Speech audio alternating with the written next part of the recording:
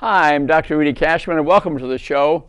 My shows in general are about wellness, avoiding, preventing, and getting over most illnesses. 90% of the illnesses that we get throughout life are totally preventable, stoppable, reversible. That's what my shows are all about. You can go to cashmanhealth.com and see probably 150 to 200 free YouTube TV shows which were done here at Public Access, for which I'm very grateful, to get you healthy. Today is a very interesting subject, and it's a big subject. It's a big subject. I mean, you wonder, what causes most of the illnesses that we have? You know, we all, for 50 years, we were told by the American Heart Association, the CDC, NIH, Food and Drug Administration, Ancel Keys, the Monroe Commission, they all told us fat was the problem. And we start eating a low-fat diet and start eating a high sugar and carbohydrate diet. Around 1975, 1980s or so, what happened? The whole nation, the whole world became more overweight, increased the rates of type 2 diabetes, and its complications of blindness, dental disease, heart attacks and strokes, overweight, obesity, autoimmune disease, different cancers, breast cancer, colon cancer, prostate cancer, multiple skin diseases, severe arthritis in knees and joints, all complications of diabetes, all because we are eating the wrong food. But always said it was the fat. We now know, and it has been proven, it's the sugar. Sugar is the booger. There are some bad fats, so we'll go through the story of fat, but it's mainly the sugar. Your triglycerides, which are the fats in your blood, go up because you're eating sugar, not fat. We'll explain that until you get it. The cholesterol theory of disease, incidentally, is going down. A gentleman, a doctor, Stephen Sinatra, wrote a book, and that's for many other books too, The Great Cholesterol Myth. He says it's a myth. These industries that told us to eat fat were supported by industry money. They even put the American Heart Association's name on the label of Crisco, a solid fat. Yeah, they even put it on there, and some sugary drinks and some energy bars. Yes, American Heart Association label, when in reality that the high sugar content was killing us, causing a lot of disease, and they barely admit it today. But the science is out there. This lecture is full of science. We're going to look at many books. I tell you a good book to read too. It's a little bit big, and my lecture will explain it. The Big Fat Surprise for Nina Teicholz, New York Times reporter, and in great detail, full of science. She goes through the history of fat and sugar from 100 years ago and more, and names the people that were involved with all this, and she calls it the Big Fat Surprise. In the end, the amount of meat she recommends, I don't agree necessarily with that, but the history of it and that sugar is the booger, totally agree with. A great book. And here, look at my friend, Dr. Mark Hyman, very well known, New York Times bestseller list all the time. Look what he says. Eat fat and get thin. We didn't say all fat, and we'll explain that to you. And that's the purpose of this talk today. So let's pay close attention, because this will have a huge effect in your life. Let me read a few things that people did not know. It's lack of information. I don't blame anybody, except that, you know, I used to be a neurosurgeon for 45 years. I quit that, and I'm now the wellness director of the Lutheran Hospital Network. I do a lot of reading, give a lot of talks. And I've gained a tremendous amount of information, and I'm trying to pass it on to you. So, for one thing, sugar and refined carbs. Sugar, okay, you got to read the labels. So sugar and refined carbs, that's carbohydrates with the coverings off of them, the bran off the covering of a grain, for example, nut fat, are responsible for the epidemic of obesity, type 2 diabetes, and heart disease, and strokes and cancer we talked about. It's the sugar is the booger, not the fat. And the references are there, okay? The scientific reference there, this is page 17 of Hyman's book, and if you want the scientific reference itself, we don't have time to review it. He has a reference number on there, okay? And carbohydrates turn on the fat production factory in your liver called lipogenesis, causing high cholesterol, high triglycerides, that's fat in your blood, triglycerides, while lowering the good cholesterol, that's the HDL, that's your good cholesterol, okay, and creating small, dense, dangerous particles in your blood, the small LDL, and it's the small LDL that causes vascular disease because they're very small. So when you get a blood test, you want to know the particle number should be under 1,000, and the particle size, okay, should be under 400 nanoparticles. And that is what hits the cracks in your 300,000 miles of blood vessels and causes vascular disease. It's not your large LDL, which they're giving you, Crestor and all these drugs for. It's irrelevant. We're saying it's irrelevant. Unless you've had multiple heart attacks, some of these drugs are still necessary. But for the majority of us, they are not. They are not. So get correct testing. We're going to review that shortly too. Carbohydrates, not diet, that's complex sugars, okay? Like a baked potato is a carbohydrate. A carrot is a carbohydrate. A broccoli is a carbohydrate, okay? Carbohydrates, not fats, turn into saturated fat in your blood. The fats that cause heart disease, okay? The very low density LDL. They're not even thinking it's the saturated fat anymore. They think it's the small LDL. So a diet's very high in fat and low in carbs can reverse type 2 diabetes. Wow.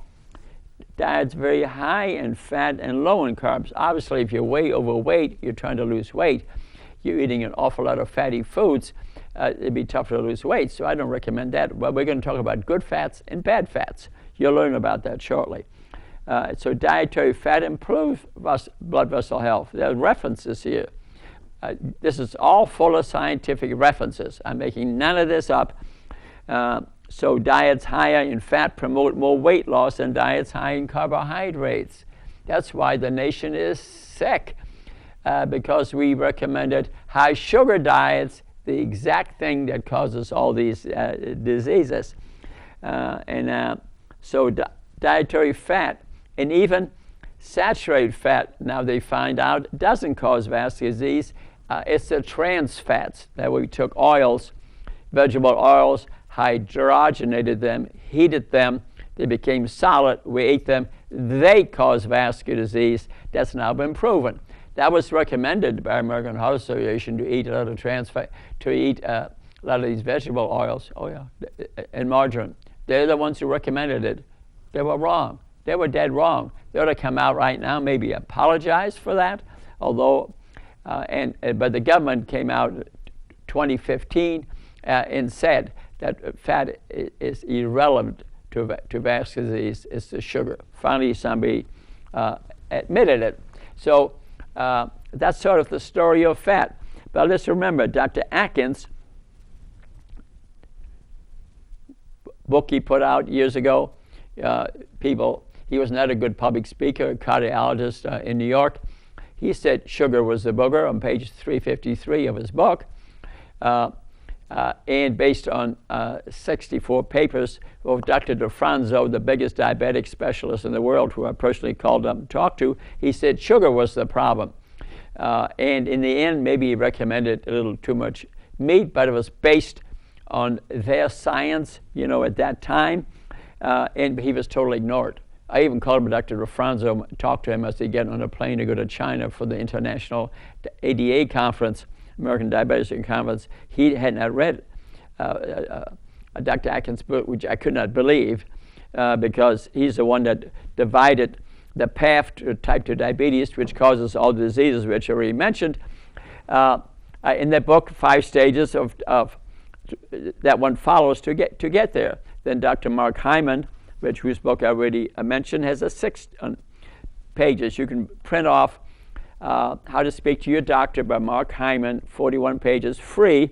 On page 11, he has on there the test you want to get, the 6 steps to type 2 diabetes. We're diagnosing people late in this country at stage 3 or 4 instead of at stage 1 or even before that. See, I personally recommend blood testing starting at age 1. No one recommends that at that age. Well, we're seeing a lot of diabetes in kids. We're seeing kids who have complications of diabetes. The biggest rise in obesity is between 2 and 6 years old. And I want to test people yearly starting at that age. Wouldn't you agree? But it's still not recommended by the government. They say age 35. My God, by that time we could have unannounced heart attacks or stroke, and people do. I've seen it. I treated a lot of strokes, okay? And then I wrote a book myself called The New Slavery. It's about sugar addiction. Amazon, you might enjoy reading that, really laying this out about sugar. But there are different types of fats, good fats and bad fats. So let's go through this right out of Sinatra's book. He called it Fats 101. We have fat, okay, we have saturated fat, which would be butter, cheese, and meat, and it's solid at room temperature. Then we have unsaturated fat. We have monosaturated fats with a 1 double bond called monosaturated, which would be omega-3, which is a good fat, which we need. You see, in our body, we have an internet, 70 trillion cells, but before, through evolution and living things, there were no heart and lungs, anything to communicate information like we communicate information through hormones in the blood. That was not present in living things thousands of years ago. They had hormones called eicosanoids, 18 carbons, and they would jump from cell to cell, 70 trillion cells, and that was the communicating internet of our body. But those cells are made from fat, linoleic acid, alpha-linoleic acid, and phosphorus, and eicosanoids. And so that some fats are essential. Those fats that do that, we have to bring them in through eating vegetables, for example. There is some essential fatty acid, good fatty acid, in every leaf of the universe, which gets its energy through photosynthesis from the sun. So some fats are good. We need those fats. We wouldn't have a communicating system in our body if we didn't have those fats. So those are the monosaturated fats. And then we have polyunsaturated fats, which we have good and bad. We have the omega-6s, which cause inflammation, arachidonic acid, for example, and the omega-3s, the good fats. That's ALA, DHA, EPA, those are omega-3s. And you can get them from nuts, you can get them from plants, you can get them from fish oil, because you can get them from fish who eat the plankton out of the ocean, which is a plant, and that's full of these good essential fatty acids because they get the energy from the sun. The fish eats it, and then you eat it. If you eat an animal, you're not really eating an animal. You're eating what that animal ate, okay? So if the animal eats bad food, you're eating bad food. So to eat fish from the ocean that have ate plankton is what you want, not pond-fed fish, because they fed them genetically modified corn products, and if that's the fish you eat, that's what you're eating. 90% of fish comes from there. So you should ask the waiter, where did this fish come from?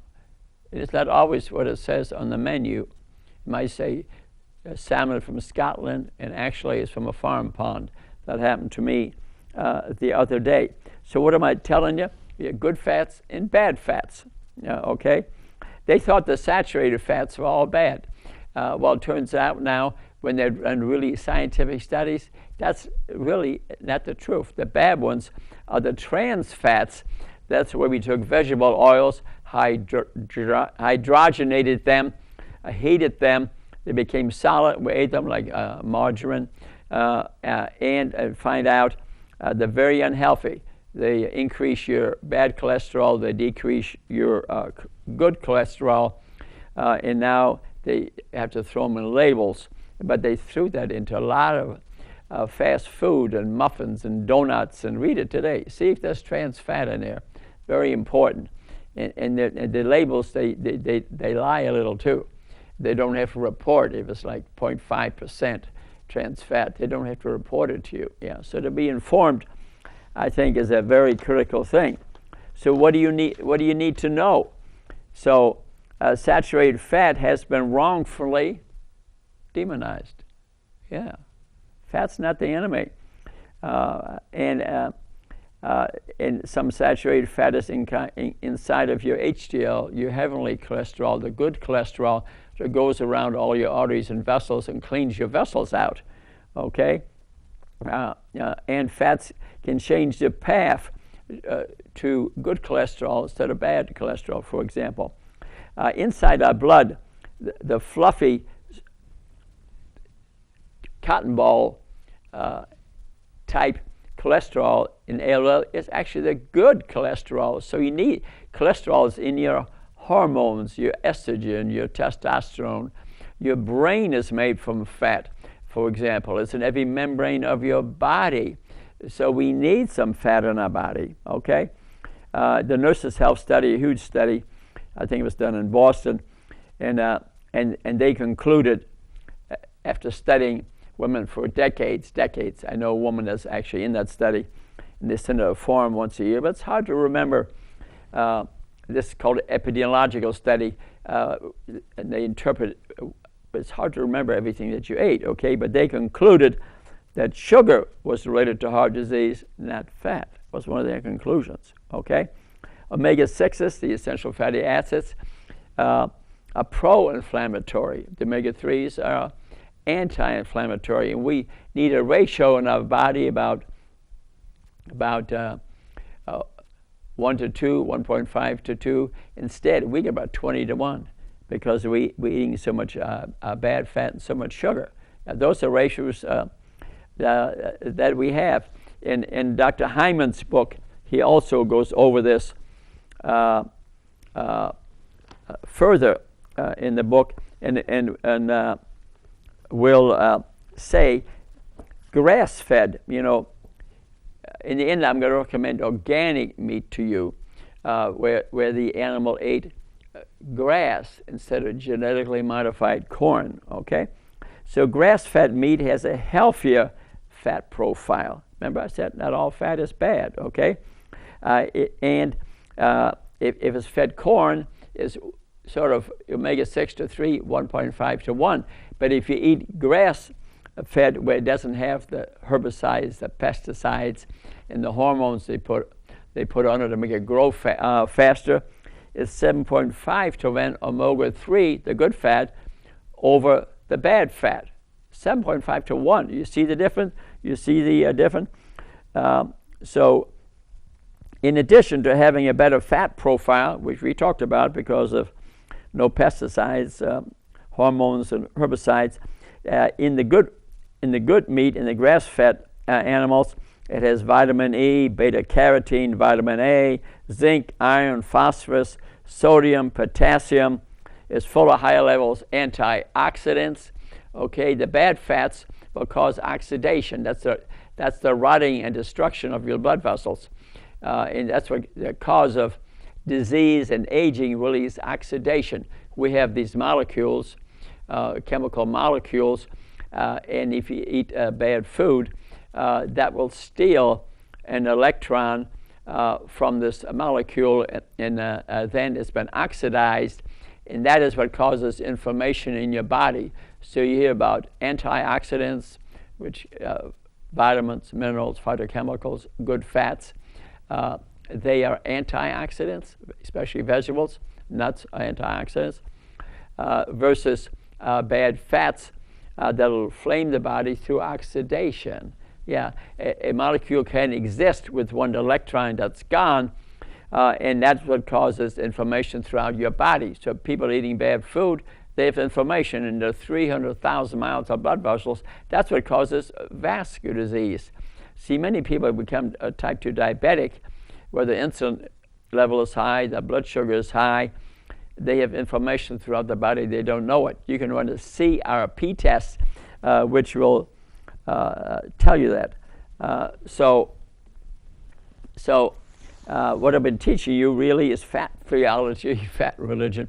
And in Japan, they did a huge study and found 150,000 people and found that actually the people who had an elevated cholesterol were more healthy. Yeah, were more healthy. It's only when they became United States, studying a lot of sugary products in Hawaii, in California, they became sick like the rest of us. Yeah, it's true. And for 50 years, the American Heart Association, CDC, NIH, the Monroe Commission, the government told us fat was the booger when it was sugar. They made us even switch to a sugar diet in their recommendations. Shameful, shameful, shameful. It's time they apologize. What are, and as I already mentioned, Nina Highholz, The Big Fat Surprise. You don't believe a word I'm saying, read this book. Read Hyman's book. Read the book of Dr. Sinatra, that's Stephen, not Frank, okay? And the science is there, the references are there, thousands of references. So if you want to tell me on about this, do some reading and call me up and meet you at Starbucks. What are good carbs? Fruits, vegetables, beans are good carbs. Bad carbs are cereals, white rice, pasta, breads, cookies, snack foods, sodas, juicy drinks. Yes, eat the fruit itself with the fiber. Don't drink the juice. And crackers. Those are all the bad carbs, cause inflammation and disease, obesity in your body. And I told you, so finally they exposed that the fat theory, the fat is bad theory was looking a little shaky at this point. So then they started recommending that we use a lot more vegetable oil, hydrogenated vegetable oil. You add a hydrogen, and that was in all our fast foods, for example, still is. In some of the bad foods, England has very strict laws restricting it. We do not, because of the lobbying of industry money. Okay. And pick your foods. If you eat some food and then measure your blood sugar a half hour later, that makes up the glycemic index, 0 to 100. Like white bread would be 100. Okay, fruit would be like a 30. Try to eat under 50. You can go on the internet, glycemic index. It comes from Australia, and it comes up. Many books have these tables in them, tell you what's a high glycemic food, white bread, for example, a low glycemic food, for example. You might be surprised at some of them, like rice. Even with its coverings on it, is about 75 on the glycemic, so it's sugar. Rice is sugar, man. And baked potato is sugar. But if you eat it with a covering, then you pick up the vitamins, the minerals, and it's not processed, it's more healthy. But diabetics got to watch things like potatoes, for example. And so we already described the internet of eicosanoids in our body, and the statin drugs, which are discussed in Dr. Sinatra's book in great detail. There's a lady, you've heard about Siri lately, and Dragon dictating in Siri. This lady is Stephanie Seneff. Very interesting story. She's the one who really discovered a lot of the technology of Siri, where you can speak to and ask, hey Siri, what's the temperature today? Bang, it answers. And Dragon, that's her. She's the main discoverer of that, so she's very intelligent. I think her brother or husband came down with diabetes, had a heart attack, and she researched the world literature. Obviously, she's very good at the internet, and she reviewed it, and her brother or husband, whoever it was, had been put on statin drugs. That was 2 times the dose, and that totally destroyed his muscles, his liver. He looked like he's dead. She then stopped the statins, which wasn't necessary. His LDL was elevated. What did I say? It's irrelevant. It's the very low density LDL you care about, not the big one. And the very low density LDL you measure by getting a VAP test, NMR test, or a cardiac index test. That depends on which lab you're talking about. And to look at your lipid profile and to see how many of these small particles you get, the number and the size. The big LDL we don't care about. So for most time taking statins, she calls them toxic, poisonous. I can see that when she watched her brother or husband, whoever it was, of the two. But in some cases, they're still indicated. If you had a bunch of heart attacks, they still have some value, they say in the literature. But remember, they have side effects, and you got to know what they are. So the cholesterol theory is dead, according to Mark Hyman. Okay? All right? We need cholesterol for our brain, for our internet, for our hormones, for example. So we need some cholesterol. So we have, and what happens with the statins is that they knock off an enzyme which in the path to Q10. Q10 is an enzyme which you need for metabolism. These are little mitochondria which are inside your cells, and your heart is really full of mitochondria because you need the energy. Other cells may have a little less, but the statins interfere with the metabolism of the Q10. You've heard of Q10 for energy, and that's why these people, if they react to the statins, have no energy. They lose their muscle power. They feel depressed. It affects the whole body. So let's talk a little bit about, well, Doc, you're talking a lot about cholesterol and fat. What about meat? What about animal meat? Well, there's good and bad, okay? If the animal, for example, was grass-fed, for example, didn't have all the herbicides, the pesticides, and the hormones they put in there to make it grow. For example, when they milk a cow, they can increase the yield 10 times because they fill it full of hormones, and the udders get big and they produce 10 times more milk. That's true. But if that kid drinks the milk, what do you think? 22 hormones in that milk. So are you surprised the little girl starts menstruating at age 7, which lengthens her time of exposure to estrogen, and her breast cancer rates go up? Yeah, that happens. That's real.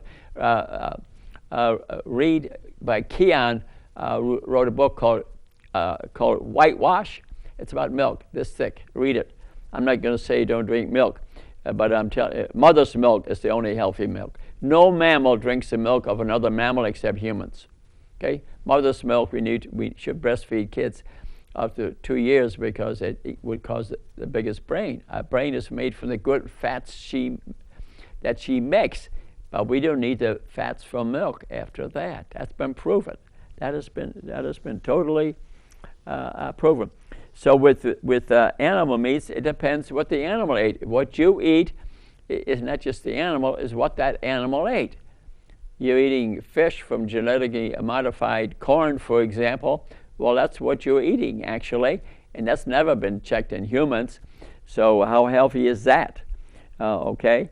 This is what they do to an animal. You can look at it also, emotionally and whatever you want to. The killing of animals. We kill 20 billion chickens a year, I think. So, how many billions of cows and pigs, for example. You look at it from that standpoint. For one thing, they put the cow in a pasture for 6 months, then in a cage with about 10 others for 4 months. They teach it how to eat corn, because they have a stomach with 6 pouches in it, and they don't just eat corn. They get sick. And then they put it in a cage for 150 days, but they don't move it. They don't remove the excrements. They put herbicides, pesticides, hormones on there. 150 days, then they slaughter it, and then you eat it, okay? Remember, you're eating what the cow ate. That's how healthy most meat is, okay? And I told you about So eat organic meat if you can eat it. Did I say don't eat any meat products? No, I didn't say that. But pick the organic meat. Read the labels, okay? And what I generally recommend, 70-80% vegetable fruit diet, 30% animals if you need to, and to get some fat into you too, although you can get fat from plants. Guacamole, for example, nuts, olives, they have plenty of fat in them. You don't need to do that. But, you know, certainly the killing of animals can be an emotional thing for you. It is for me. I couldn't kill a mouse, to be honest with you. I have a woodchuck living under my house. Yeah. I fed him an apple this morning. And my house is still standing. That's just me. But, you know, even if you say, are you going to eat organically, it's been pointed out, and I think it is correct, that you're going to affect the ecosystem because we use animal products as a fertilizer, for example. We destroy the forest to start agriculture. So agriculture has been destructive to the ecosystem. We cut down trees. How many animals do you think died from that? Okay? So to eat organic, you're not perfectly innocent either. Okay? So to get too emotional on the animal side, I can see a little bit point of view, but you know where I'm coming from. I was just being a little bit honest about it, okay? And there's two sides to this story. So there's a story to meat, and you ought to, when you order fish, where did it come from, okay?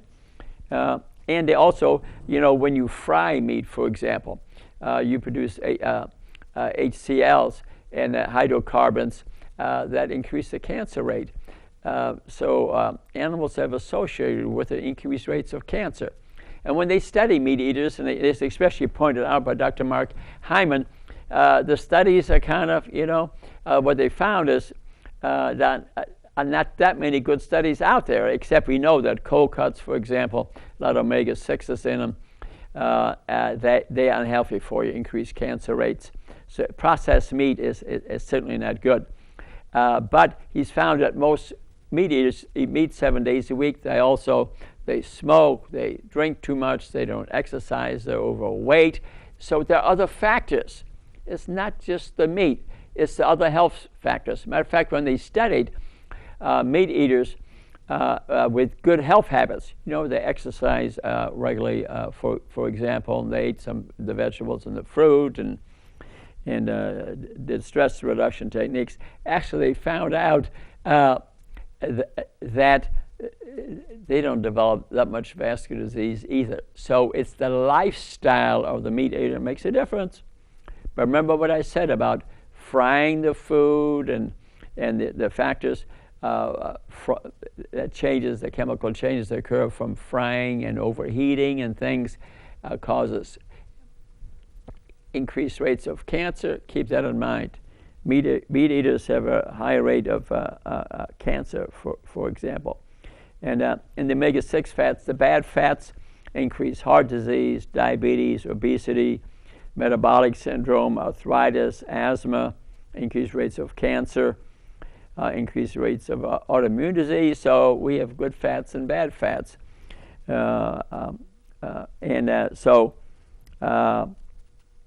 Everyone's agreed, though, that the trans fats, where you take the vegetable oils, add the hydrogen, heat it, those are evil. That everybody's agreed on that. In 2015, not too long ago, leading researchers reviewed the literature on fats.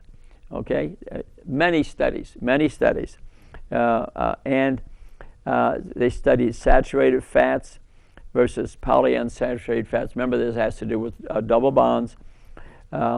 Versus carbohydrate for vascular disease, prevention and treatment. They found no link. Yeah, no link between saturated fats versus polyunsaturated fats versus carbohydrates. Found no link. So the fat theory of disease is going down. You just got to know what type of fats that you're eating. Okay, then the Predimed study, 2013, New England Journal of Medicine, And they studied people where they added fat, and actually they had decreased rates of heart disease and strokes by around 30%. And they found adding fat was beneficial. And they stopped the study because it was helping so many people. You getting the idea? The science is there, and it's huge in these 3 books. If you feel like, I got to see the papers, well, start reading. Start reading, then take me on, okay? The Line study, the same dumb thing, 1999, that the good fats, omega-3s, were good for you, and the omega-6s cause inflammation. So the proof kept on rolling in, and the only culprit turned out is trans fats and oil and hydrogenated fats, the trans fats. So the current consensus is total fat in the diet does not offset the risk, does not affect the risk of heart disease or being overweight. Certainly they're calorie dense, nice 9 calories to per gram of fat. So if you're way overweight and you eat a lot of fat, what do you think is going to happen?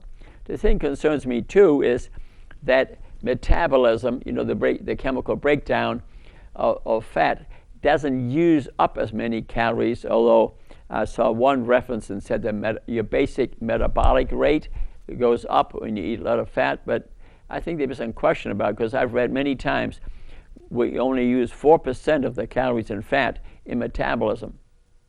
Yeah. Versus fruits, vegetables, okay? You lose 50% of the calories because they're water dense, fiber dense. A lot of the fiber goes out in the stool. They're full of vitamins, minerals, phytochemicals. So you lose a lot of your calories eating, say, 78% vegetables, fruit, which I recommend. You lose a lot, and there's good fats in these vegetables, okay? Eat some nuts, which have good fats in them.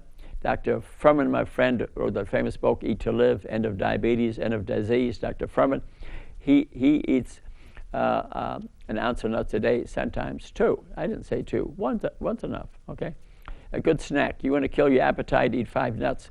Fat turns the appetite off like that, quicker than sugar. I always thought a donut would do it. Well, a donut, you just want more. You just want more. Fat will turn the appetite off. Kind of instinct concept. So I think a good way to lose weight, if it's interested in losing weight, is I finished writing a book, which went to go to Amazon this week, called Sitting Disease. They found if you sit more than 20 minutes, it turns off the LPL enzyme, turns off your triglycerides and your fats. Yeah. So people who sit a lot are going to gain weight, get diabetes. Just the act of standing up, they found, turns the enzyme back on. So when you get these Fitbits and you're counting your steps a day, I say count also the number of times that you get up. And it isn't the amount of time that you're even up. It's the number of times you're from down to up. So make a goal. See what you can do. Maybe do it throughout the day. If you do it at work, then you don't have to do it at home. Even if you're sitting all day, maybe get up 50 to 100 times. See how many you can do and still feel comfortable about it. Count your steps. Count the number of times you got up. To me, that's the most important thing.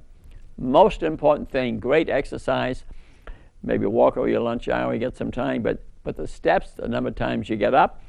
And then if you consider the thermic effect of food, the amount of vegetables you eat, remember fat, it's okay, they're good fats, but you burn up only 4%, as far as I know, in the metabolism versus vegetable, which is 50%.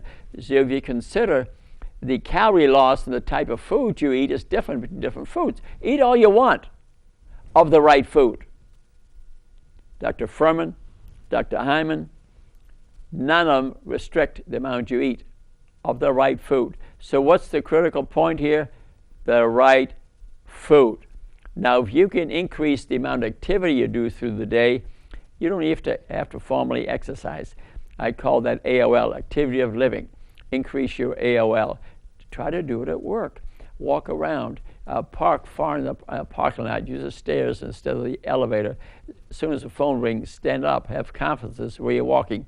get a treadmill desk where you're in a treadmill while you're using the computer, or a stand-up desk where you're standing up. Standing up triples the calorie burn. Yeah, triples your calorie burn. You increase that 200 calories a day, which wouldn't be hard to do. Multiply that into 3,000, divide that into 3,500 calories per pound, 356 days a year. You lost 20 pounds without even joining a gym. Yeah, increase your AL 500 a day, that's 50 pounds in a year. So is it hard to be healthy? No. 90% of your vascular disease, your diabetes, 60% of your cancer would go away or never appear if you did that. So I didn't ask you to join a gym. I didn't ask you. Incidentally, only 3.5% of the people exercise regularly. Yeah, they followed them. I know from going to Planet Fitness, 9,000 members, the one I go to, but only 10% show up regularly, and they're a selected group to begin with. I mean, they signed up. So, and I don't blame them. This is a judgment-free zone, like it says in your sign. I mean, that's human nature, okay? So if you can improve your AOL at work, I always tell factory workers, they're so lucky because they're walking a lot. Their AOL is tremendous. Their steps is tremendous. They're getting up and getting down. That's worth $1 million. But unfortunately, I found out the other day when I gave a presentation to a factory of 300 employees, 70% of most employees working in factories smoke. 70%, and a significant number drink. I'm sure they have the reasons. I'm not being critical of them. They need it for stress relief. Can't pay the bills. Problems at home. Who knows? Self-image. I don't know. Lack of education. I don't know what the total answer is, but I'm there. And then I checked on 2 of the factories, same darn thing. Yeah, I'm afraid 70% of the factory workers are smoking, and we think, oh, it's 22%. I wonder if Smoke-Free Indiana knows that. I'm going to meet with them. We can't tolerate that because they'll get sick. There'll be a gap. The length of years they'll live. 15, 20 years less in longevity, absolutely. And that can be changed. These are good people. I love those people. But it needs to be changed.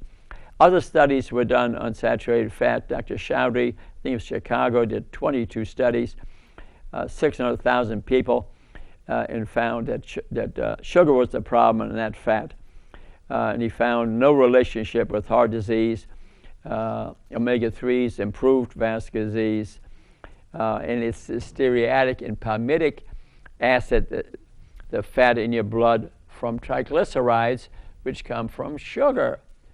You eat it, so when they check your blood, the triglyceride is very important. Okay, so what should you have done when you go see a doctor? Let's find out what your waist abdominal measurement is.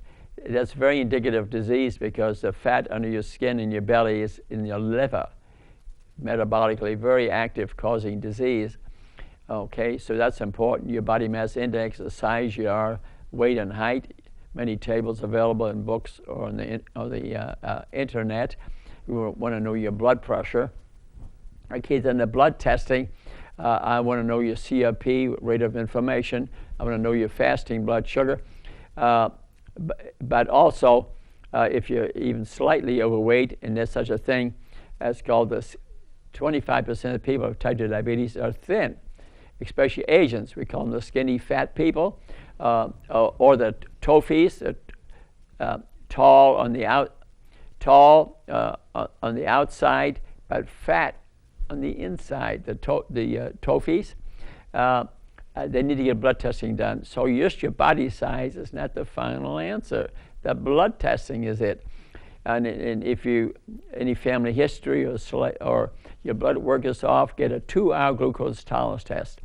That's Dr. Mark Hyman's 6 steps to diabetes, the path to diabetes. Remember, I told you to read that. How to speak to your doctor, print it off free. Mark Hyman, Hymann. And that's the path to diabetes, so 6 stages. Also in Atkins' book, the 5 stages. Most providers are not aware of this at all. And you weigh 220 pounds, so they get a fasting blood sugar. It's normal, you don't have diabetes. Baloney, baloney, baloney. Get that 2-hour glucose tolerance test. Then also get the VAP or the NMR or the cardiac index test, depending which lab group does it, and see what your particle size is. Is it small or large?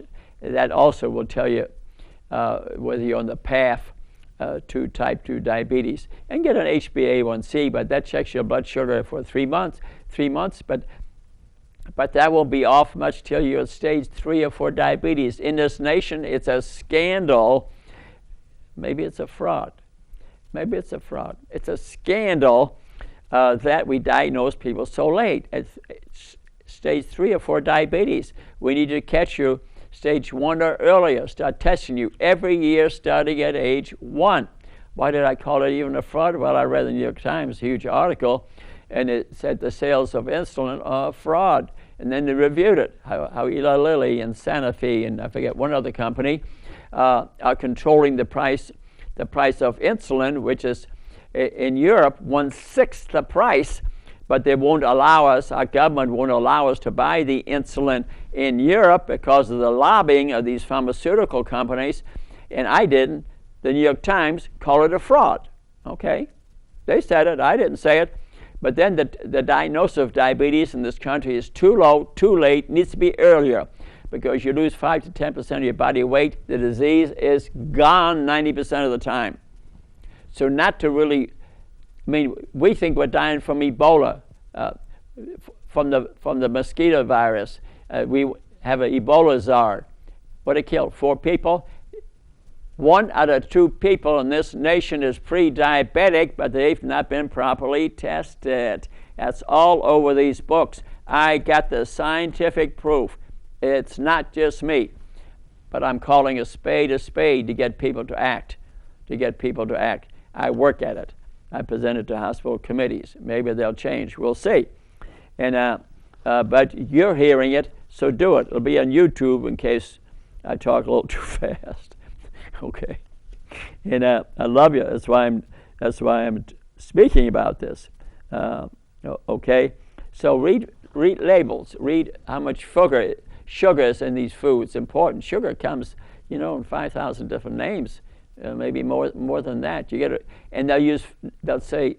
I see New York Times today that Pepsi or Coca-Cola, one of the two, is coming out with a whole bunch of new drinks with different colors in them. And they're going to call them natural flavors. It's the same old stuff. Sugar, natural sugar is sugar. Fats can have different names because we've broken them down now. For example, we found maybe 30 years ago, a gentleman from Sweden or one of those countries went to study the Eskimos and found they were eating from blubber 70-80% fat diet. No vascular disease. Totally consistent with what I'm teaching you. Yeah, we thought, it's too much fat, so we brought in American food and sugary products. Guess what happened to the Eskimos? They all got sick as a dog. My friend, Dr. Wes Youngberg from Utah, Arizona, 15 years spent on the island of Guam. You can read about in some of these books. The Japanese flattened the island. They had no food. These beautiful natives, great muscles, who ate fish and raised their own vegetables. No chemicals were used to grow them, and they were gorgeous. But when the Japanese flattened the island, we brought American food and Spam, and within 10 years, the island, 99% type 2 diabetic, they're all overweight. So he went there for 15 years and changed, and the government asked him, and they developed a program how to get rid of this. And the Kaiser Permanente Institute in California adopted this way, a huge HMO. They adopted this when they heard Dr. Youngberg's lecture, and I ran across him. I was visiting Hilton Head. He was part of a group of 500 physicians, the Amen Society, the Seventh-day Adventist Society, and he was going all over the world. Real nice guy. I called him up, talked to him. I couldn't get him off the phone. Wonderful person. And he also proved it. I'm just telling you the proof of all this. So fat is a gland on your body, okay? So we want to not have that on our body. But remember what makes you fat? Sugar makes you fat, okay? Fat is a gland. A lot of it is sitting in your organs, for example. and it makes cytokines, chemicals. It causes inflammation. It also causes arthritis. It will, the sugars will combine with proteins in your blood deposit in the joints. That's what causes hip arthritis. That's what causes knee arthritis. It can be avoided. Also, it causes diabetes. It causes inflammation. And when you raise the insulin level in diabetes, and the reason we developed type 2 diabetes, type 1 is where you don't make insulin, okay? They invented insulin in 1920, Banting Best, and that saved a lot of people's lives. That's type 1. But what's the most common today? It's a lot more type 1, and I'll tell you the reason why. Type 2 is where we have 70 trillion cells, okay? These are receptors on each cell. And because we eat a lot of sugar, that produces triglycerides, remember? And that goes around these receptors, makes them sticky, and insulin can not get sugar in the cell, but you need it for energy. You'd be dead if you didn't have ATP. So the pancreas secretes insulin like hell. Insulin level in your blood is way up. That's the reason if you read Mark Hyman's stuff there, to check the serum insulin in the glucose tolerance test. Not just the sugar, check the serum insulin. That's what's elevated, step 1 diabetes, okay? Fasting blood sugar, normal. Serum insulin is elevated, but you get a test for it. That's not commonly done today. Big mistake. Big mistake. You ask for that 2-hour glucose tolerance test with a serum glucose and a serum insulin. And you'll catch yourself on the way to diabetes, lose 5-10% of your body weight, gone. Disease is gone. Not difficult. So fat causes inflammation throughout the body. It makes cytokines. And then the insulin doesn't just put sugar in the cell, it also causes arthritis. It causes dementia. There's a lot of dementia and memory loss associated with type 2 diabetes. Totally preventable. So they'll say, oh, you got Alzheimer's disease and you're type 2 diabetic. That's not Alzheimer's disease.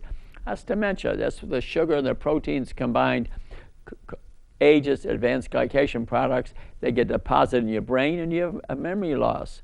The peripheral neuropathy that diabetics have, the numbness in the hands and the feet, for example, is the same thing.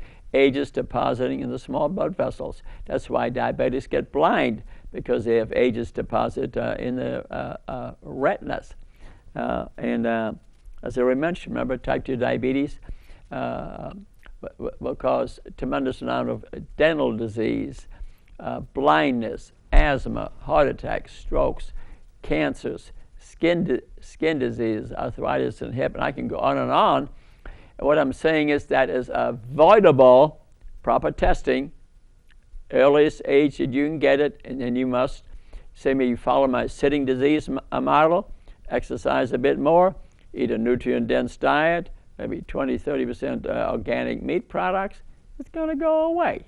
Isn't that wonderful news? We're having a great day. It's wonderful news. So actually, you won't believe this. You've heard maybe the Joslin Center on Diabetes. It was in Harvard in 1930. And that was soon. Remember, Banting Best invented insulin in 1920, saved a lot of lives. But we were starting to see type 2 diabetes where we can't get the sugar into the cell. So the Joslin Center in Boston in 1930 recommended a 70% fat diet. Perfect diet for this. Perfect diet, because it's sugar that causes the triglycerides, that cause the diabetes. But you know, they get caught up in this thing by American Heart Association, the government, the CDC, NIH. They went onto this low-fat, high carbohydrate craze, and they switched too at Harvard. Then they finally found out it didn't work, like decades later. But now they're back to the low sugar thing. Very interesting.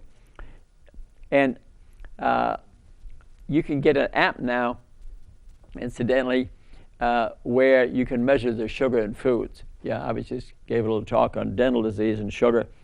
And there's an app out there where you can measure the sugar level of any food. so you can teach your kid. I think this is important. So what I found out, actually, I wanted to mention is that yogurt's got more sugar than you think, and you need to have a look at that. So in summary, I think we've told you that cholesterol is almost irrelevant except for the very low density LDL and the good HDL, and that you, through increasing your activity of living, your AOL, through eating nutrient-dense food, that you can avoid most illnesses and diseases, and that fat is not the enemy. It's a type of fat. So eat organic meat, for example. Learn about omega-6s, omega-3s. Maybe take a tablespoonful of olive oil. Some would say even more. A good fat. Fat is 100% fat, so oil is 100% fat. So if you're overweight, you can't do a lot of that, but a little bit of that. Don't put 500, 800 calories of salad dressing on your salad, okay? Learn about juicing and smoothies, which is good. Watch other shows, YouTube things, and you become very educated. I really enjoyed having this talk with you. And like I said, eat more fat, less sugar, and probably you'll be thin. But increase your knowledge by looking at my other YouTube stuff, other TV shows. You must participate in your health care. It can't just be a prescription to the ill. Knowledge is important, and you'll be healthy, have a good life. And see if you can get your exercise done at work. Then you get more time at home to play with the kids, for example. A lot of us don't have time to go to a gym. If you can, that's great. I do. I work out an hour gym every day, but I have more time now because I'm a wellness teacher instead of a neurosurgeon. But I got 150, 200 TV shows there on CashmanHealth.com. If you're not the most knowledgeable person in town after watching those, I would be surprised because all my knowledge is there. You see me at Starbucks, say hello, I'll talk to you. Thanks so much for watching. Namaste. I do this because I love you, care about it. I'm a doctor. My mother said, Rudy, be a doctor. Well, that's what I'm doing. And thanks for watching this show. We care about you. Thank you.